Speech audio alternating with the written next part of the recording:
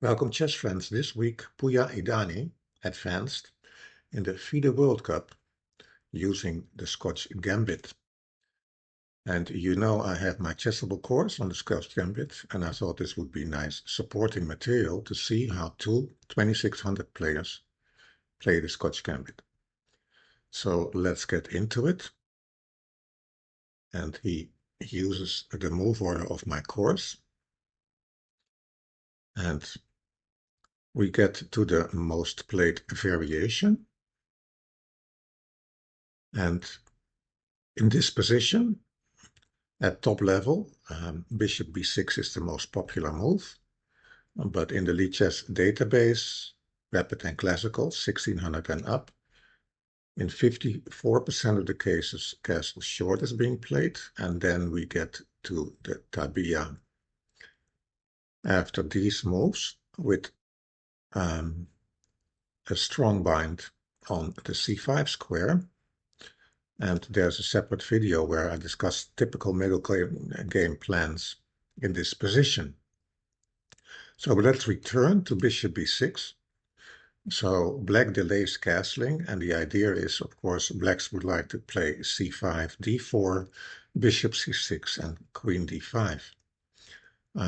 White continues with the same plan as after castle, so exchanges the knight. But now we see c5. So we're not in the position to play knight b3 and bishop c5 and queen c3. And we are getting to this position. So in the Scotch Gambit course, I cover two lines. So bishop c6 is now played in 62% of the games on Lichess. So this is the typical plan, queen d5 with pressure over the diagonal d5 to g2.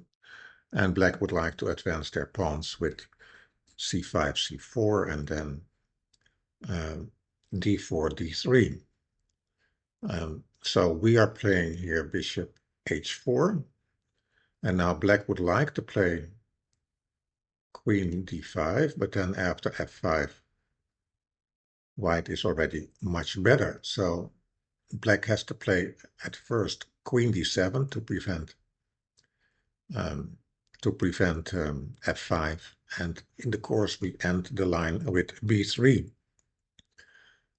And this is, you could say, the tabia for this line in the course. So let's return. So bishop f2, in 62% of the cases, bishop c6 here. And then the alternative after bishop f2 is, of course, the castle.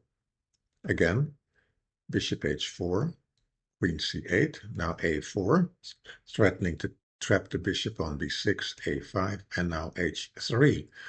And here the idea is for white to play king h2 and g4 and start an attack with f5 and queen g5 coming in, bishop f6. Typical play. So those are the two most frequently played moves after bishop f2, bishop c6, and castle. But in this case, after bishop f2, black played the peculiar move bishop f5, right? So the bishop doesn't belong on this diagonal, in this line. It doesn't support the cooperation with the black queen, putting pressure on g2.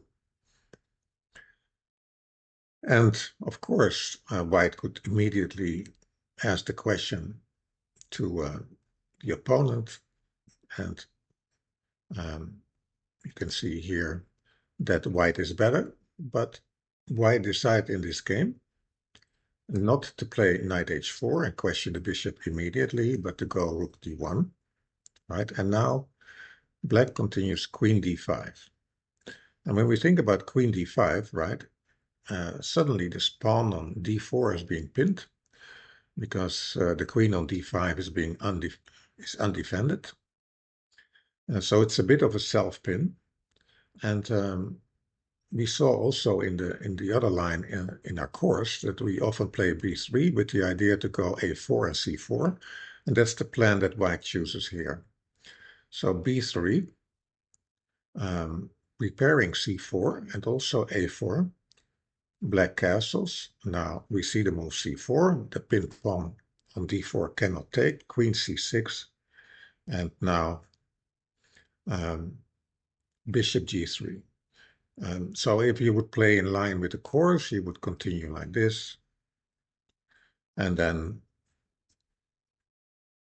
prepare the attack on the king side, right? So with king h2, g4, I mean, the bishop on b6 is horrible, blocked in. But white has a slightly different plan. Bishop g3, and now f6, rook e1, defends the pawn on e5 one more time. a5, a4. So again, we see this bishop on b6 being really bad. Rook e8, and now knight h4 finally. And now black should have taken on e5, and then in that way defend the bishop. And that was a way for black to continue the game. But black played bishop c8, and now you can see the typical advance in the Scotch Gambit. f5 and e5 has been played, and we get this kingside attack again. And after queen h6, of course, white doesn't want to trade. And after c6, trying to mobilize the bishop on b6, bishop f4 ends the game. So let's just return and recap. So in this position, right, most played is bishop c6, 62%, castle, 27%. They are covered in the course. In this case, black played the move bishop f5, only played in 5% of the games.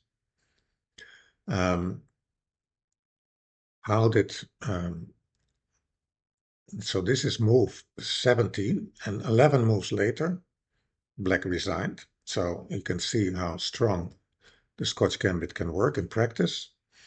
And we saw some typical things, of course. If you look at the position, the bad bishop on b6, which is very thematic of this line, the combination of b3 and c4 that we would like to get in combination with a4, and then the kingside attack with, after the move bishop c8, f5, right, and after f5, bringing the attackers, do not trade the attackers, and with a discovered attack on the queen and the rook, and black had to resign, and Pouya Idani advanced in the FIDE World Cup. Thank you for watching. I hope you also watch the other Scotch Gambit videos to support your understanding of this nice opening. Thank you.